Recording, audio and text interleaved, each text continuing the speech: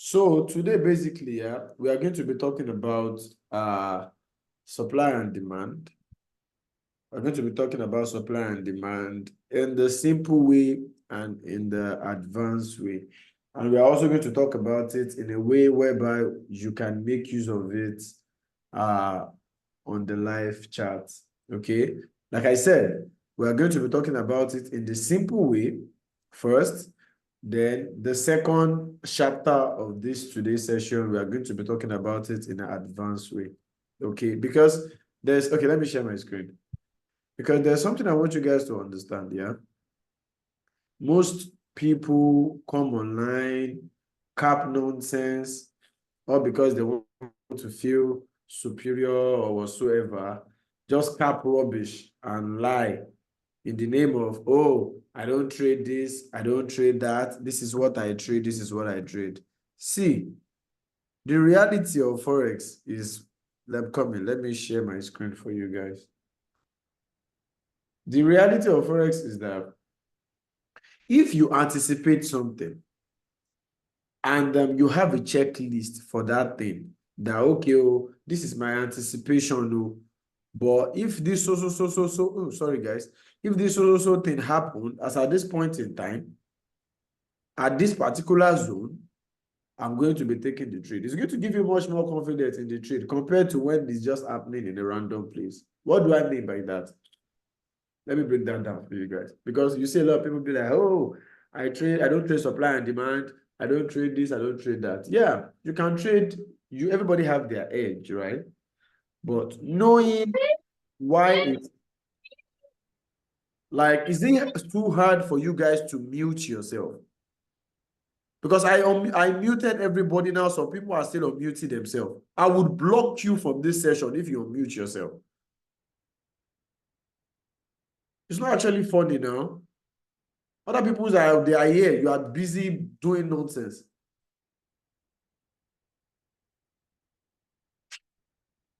Other people that mute themselves, are they stupid? Anybody that just unmutes himself and I'm hearing some kind of unpleasant noise behind to distract us, I will remove the person from the session. It's time for everything now.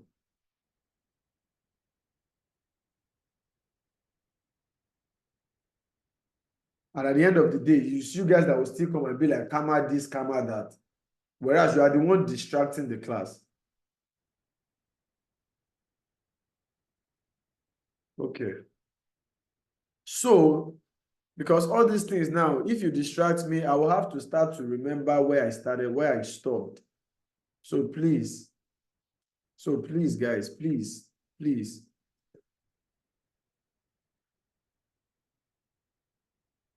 So, let's get back to what I'm saying.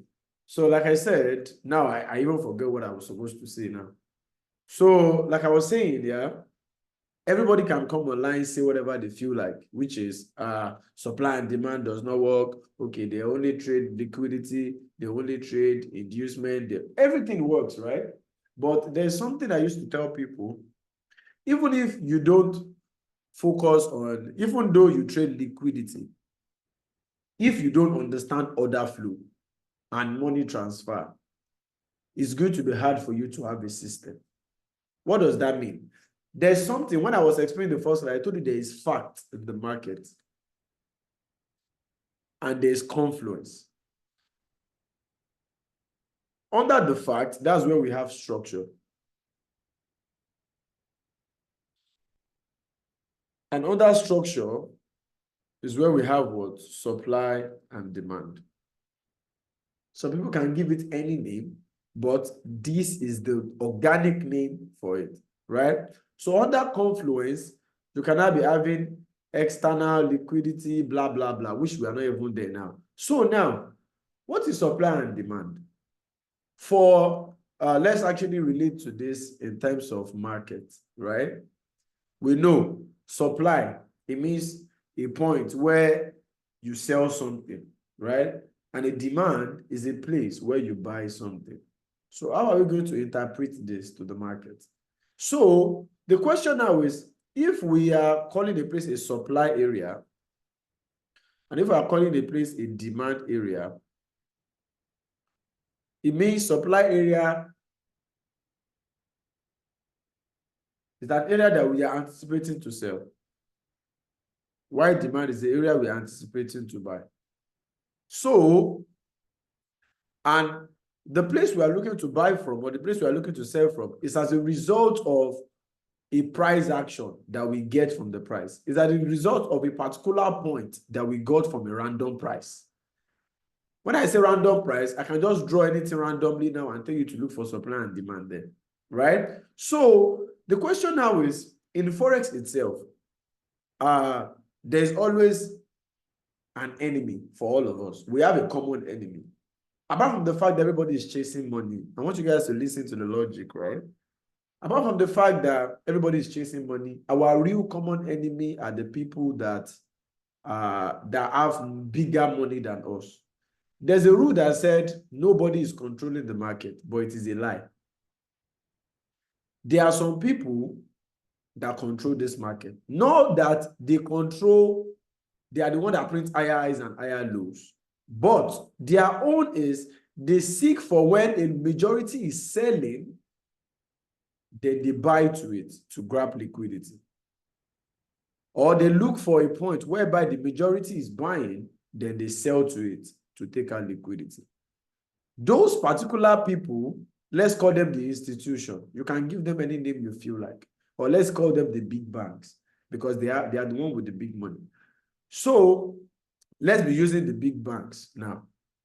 Big banks. Now, using that time, I'm trying to like break it down to the simplest form.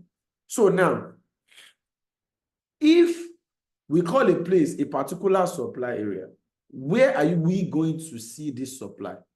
If we call a point a demand, where are we going to see this demand?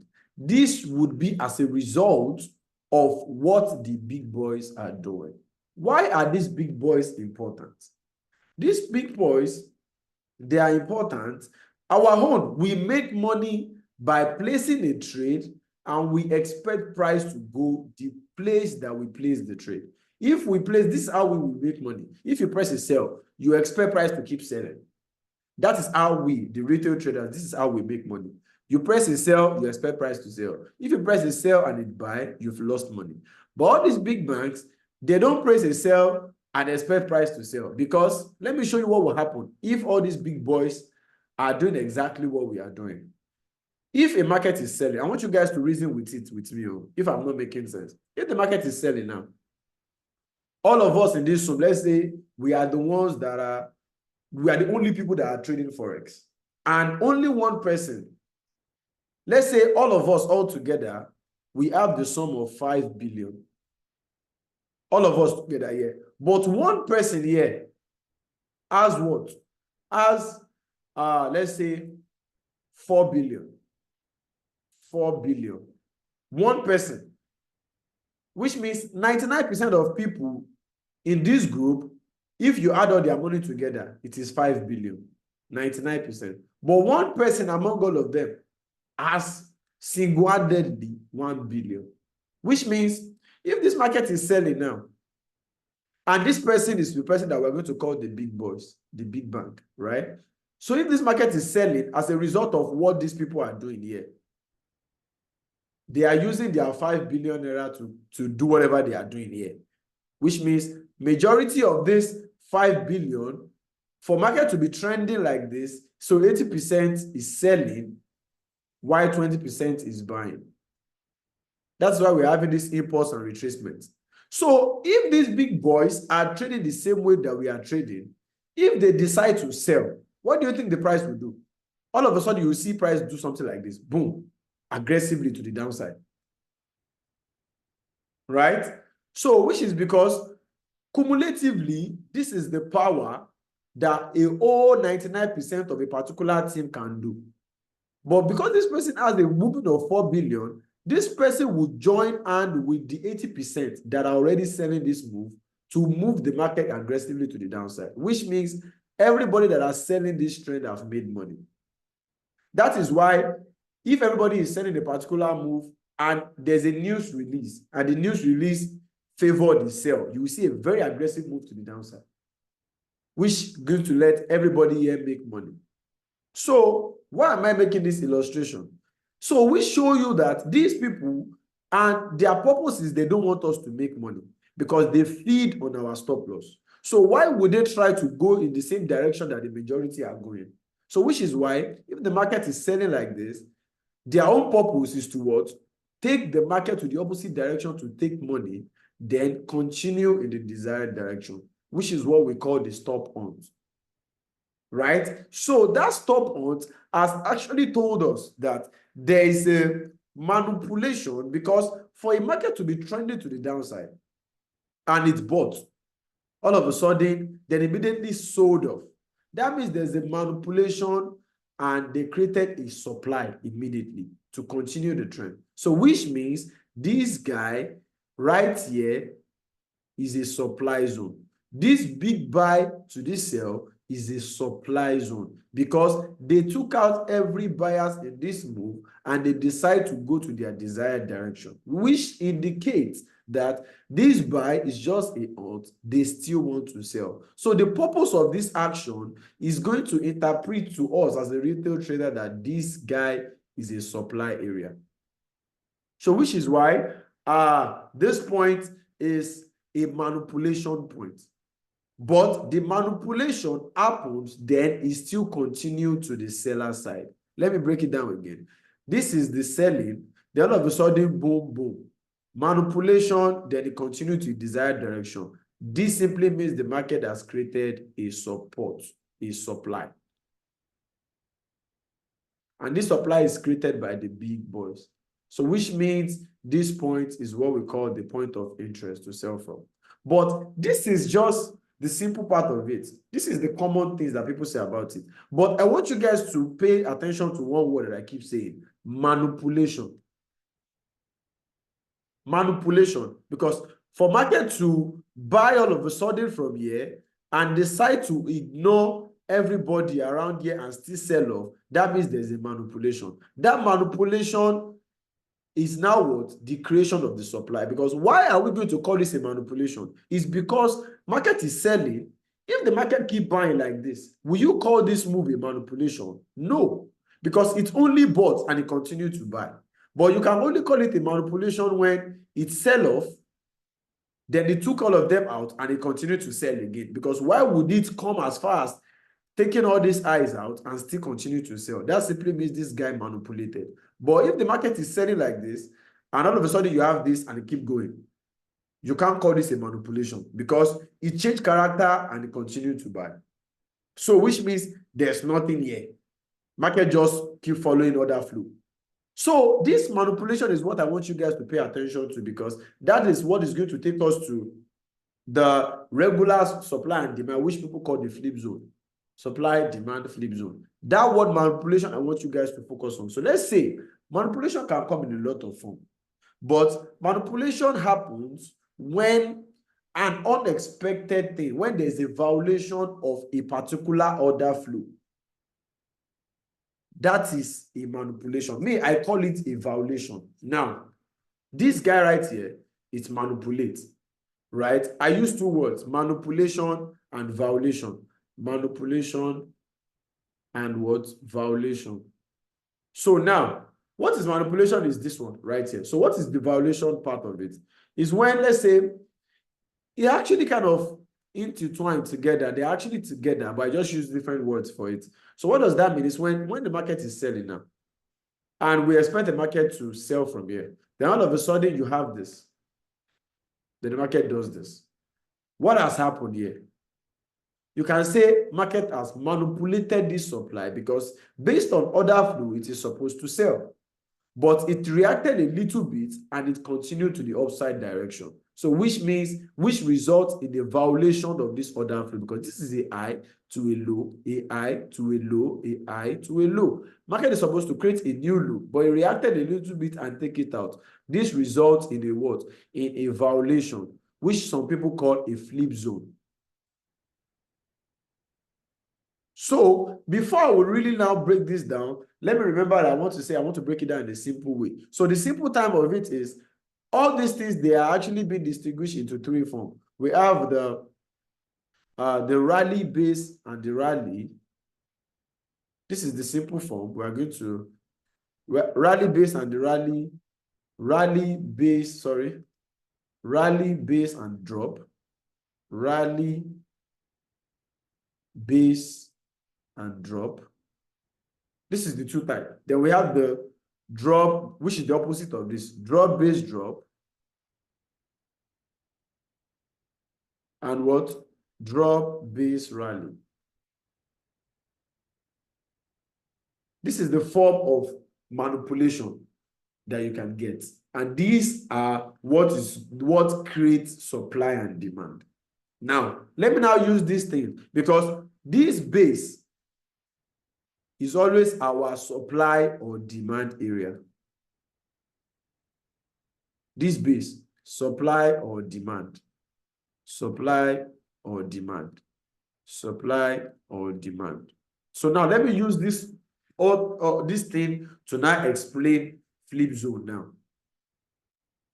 So now let's say we are having a supply, a market selling to the downside now. Then we believe higher highs, higher low, higher highs, higher low, higher high. The market did this. This is what? A rally base and a rally. So which means this violation, or you can call it flip zone, but I use the word violation, is your what? Is your demand. And the reason why it's a demand is because the market changed character to the upside. But remember, it has to take two structure. It must not be like this. High, low, high, low, high, low, high. High, low, high, low. The market does this, then boom. You can't call this a violation block just because it took out one high. No. It has to take out two. Before you can, because all of a sudden you can just have this, then boom, market will continue.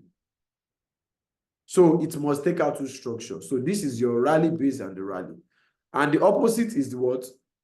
The drop base drop. When you have high, low, high, low, high, low, then market come here, then rally, then break two structures. So you have your drop, base, and your drop. Structure one, structure two. So this is your supply. So this is a demand, this is your supply. This is as a form of a flip zone, or what? A violation zone, right? So now let's now talk about the rally, the rally base drop. Rally base drop. I'm still going to explain some things to you. Rally base drop. Now, let's say the market is selling now. This is what you would see online. They will tell you when the market is selling like this, and you have this.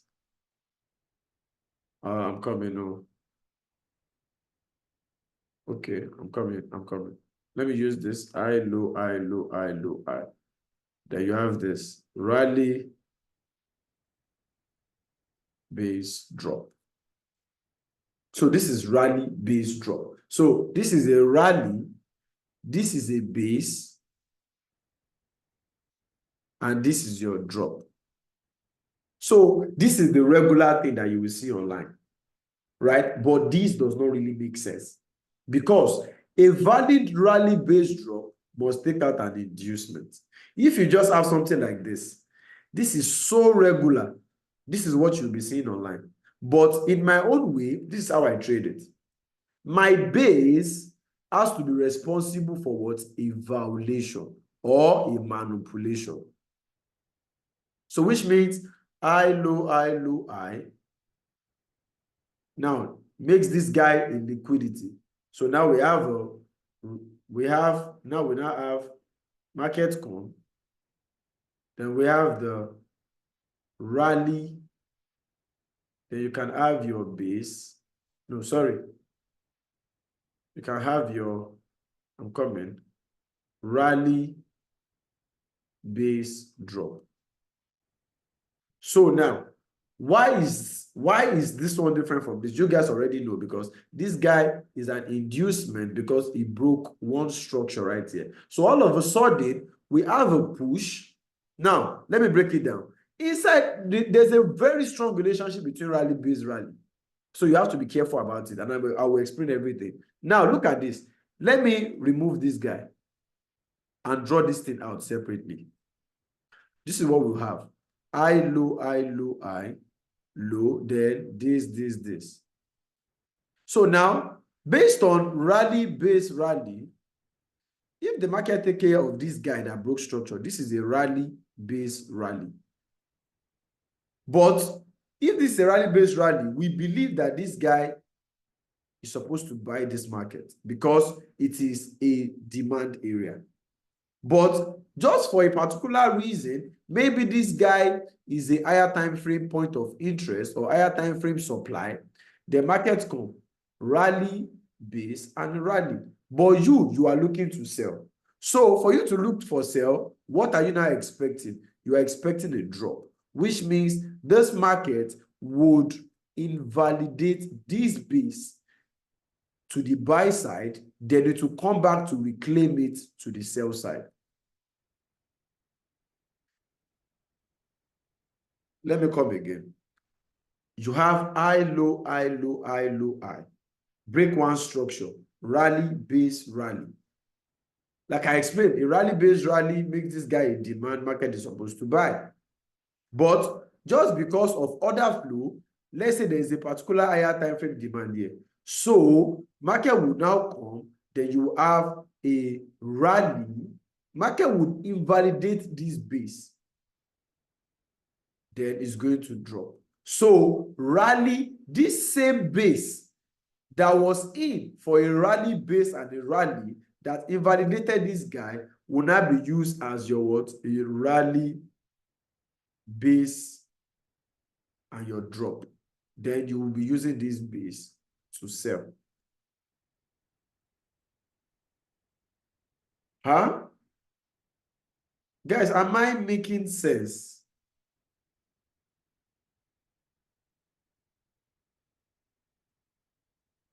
So, let me now show you another thing. So, just small price action can change the whole narrative of a price. Let me now show you something. We have I, low, I, low, I, low, I. Market now created an inducement. Then it does this. Let's say this is now the higher time frame supply. It does this. Then it does this. Then it does this.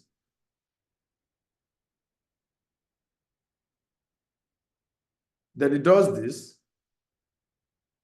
Now, look at this now. Look at this now. This is a rally base and a drop. Two, right? A rally base and a drop. But remember, notice what happened here.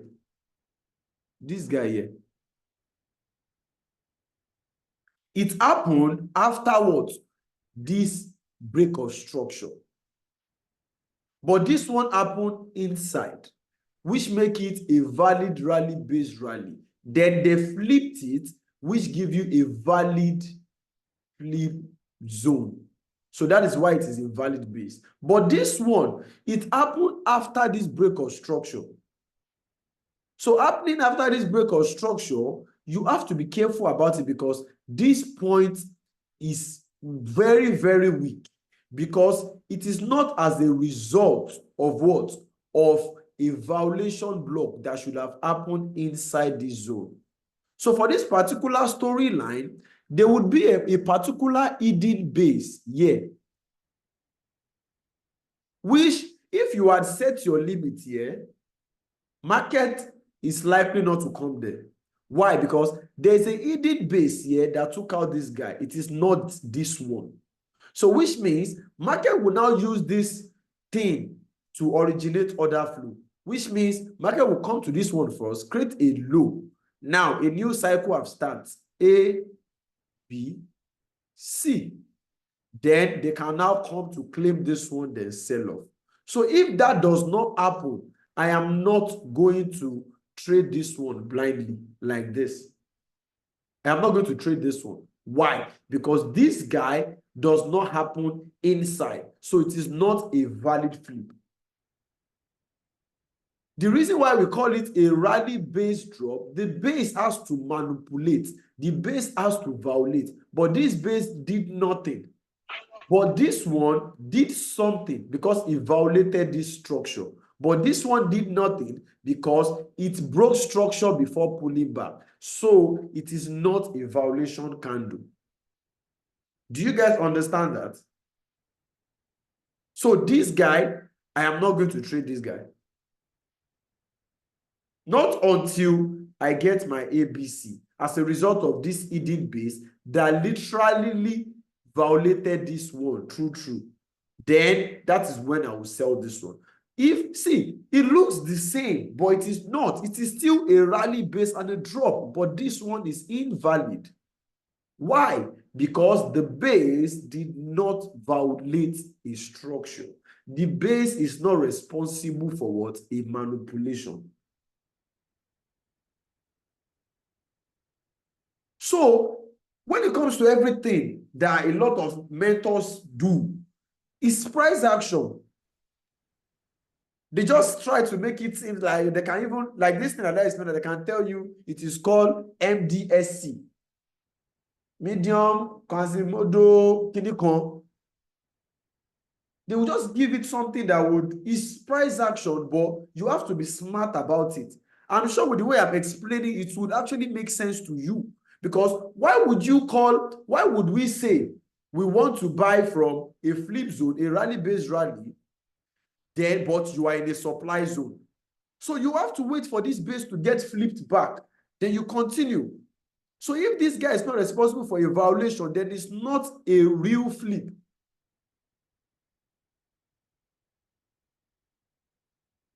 Yes, it is not about the base. It is where the base is located.